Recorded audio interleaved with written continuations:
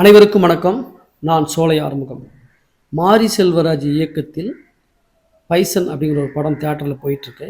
அந்த படத்தில் சில காட்சிகளில், குறிப்பாக அழகம்பெருமாள் நடித்துள்ள சில காட்சிகளில் ஒரு புகைப்படத்தை பயன்படுத்தியிருப்பாங்க. அந்த புகைப்படம் யாருடைய புகைப்படம் அப்படின்னா, அர்த்தநாரீஸ்வரர்மாவுடைய புகைப்படத்தை அவங்க பயன்படுத்தியிருப்பாங்க.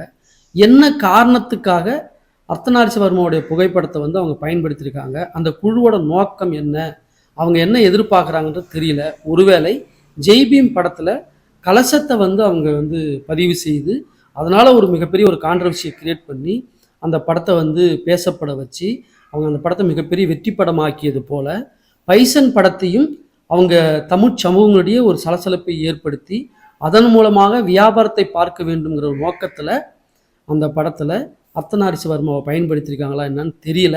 இருந்தாலும் அர்த்தநாரீஸ்வரர்மா யார் அப்படிங்கிறத இன்றைய தலைமுறைகள் தெரிந்து கொள்ள வேண்டும். 1874 சேலத்தில் பிறந்து 1964 90 வயதில் திருவண்ணாமலையில் மரணம் அடைந்தார்.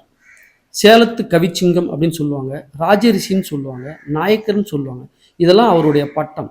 சரி, அவர் யார் அப்படின்னா அவர் ஒரு பத்திரிகையாளர், இந்தியாவோட சுதந்திரத்துக்காக போராடிய ஒரு தியாகி, எழுத்தாளர், கவிஞர்.